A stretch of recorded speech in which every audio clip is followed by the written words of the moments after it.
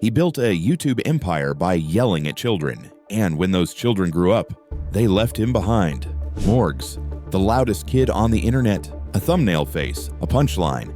At his peak, he pulled tens of millions of views every week. Screaming challenges, fake tension, every video louder, faster, emptier. The formula worked. Loud equals viral. Exaggeration equals engagement. Until it didn't, because no one tells you what happens when your audience turns 13. They stop believing, they stop watching, and the algorithm stops caring. The boy who once ruled the trending page became a meme about his own downfall. The world moved on. He didn't. For years, he chased the same audience that no longer existed, trying to outshout time itself. But this isn't a story about failure, it's about evolution, and how one of YouTube's loudest voices finally went quiet. Before the clickbait, there was just Morgan Hudson, a 13-year-old kid with a camera and a dream. It was 2014. Minecraft, FIFA, sleepovers, and pixelated thumbnails. He wasn't chasing fame, he was chasing views from kids just like him. "Hey guys, Morgan here," he said in his first Q&A. A small room, a big smile. He had 1,000 subscribers and a world of patience. He learned the algorithm before he understood algebra. Each upload a little louder, each title a little bolder. Soon he found the trick. Pack openings, fast cuts, big reactions. It was dopamine in video form. By 16, Morgz hit 1 million subscribers. A teenager running a digital empire from his bedroom. His mom joined the channel. The laughs were real, the bond natural. It felt like family on screen, and the internet loved it. But behind the charm was ambition. And ambition doesn't stay innocent for long. Success changes people. For Morgz, it just made him louder. By 2016, the charm was wearing off. The gaming trends were fading, and the views slowed down. He needed something new, something viral. Then he discovered chaos. Challenge videos, screaming contests, fake arguments. Noise became his niche. The louder he yelled, the faster he grew. It was the golden age of clickbait, and Morgz became its poster child. "On this channel, we just do things," he shouted, and people watched, millions of them. The thumbnails got brighter, the titles got dumber, the content got younger. Even his mom joined the circus, no longer the caring parent, but a co-star in a staged shouting match. He dropped out of school, because why learn in class? When the algorithm was paying better than a degree, Morgz wasn't just chasing success anymore, he was addicted to it, and every upload took him 1 decibel closer to self-destruction. By 2018, Morgz wasn't a creator anymore, he was a caricature. Every video felt like a parody of the last. The voice higher, the screams longer, the reactions faker, but kids kept watching, and the internet kept hating. He became a meme before he turned 18. Cringe, fake, unwatchable.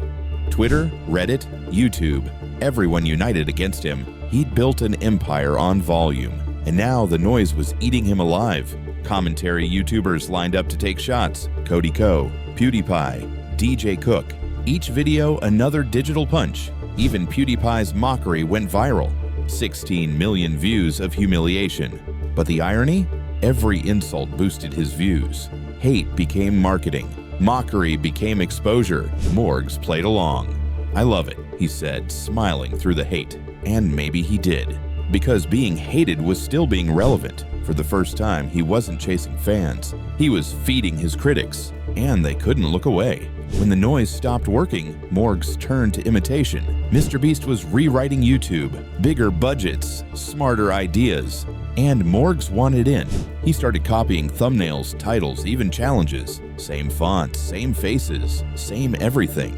The internet noticed first, then MrBeast did. A single tweet exposed him. "Just switch it up a little more." It was polite, brutal, final. Morgz fired back, defensive, petty.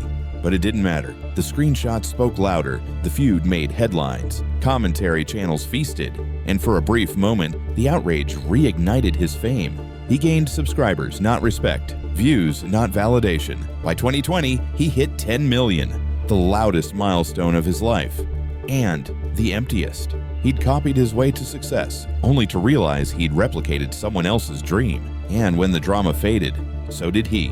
Because when imitation becomes identity, the algorithm forgets who you are. By 2021, the mask was slipping. The screams felt rehearsed, the smiles mechanical. Morgz wasn't the loud kid anymore. He was just tired. He released a video called The Real Morgz.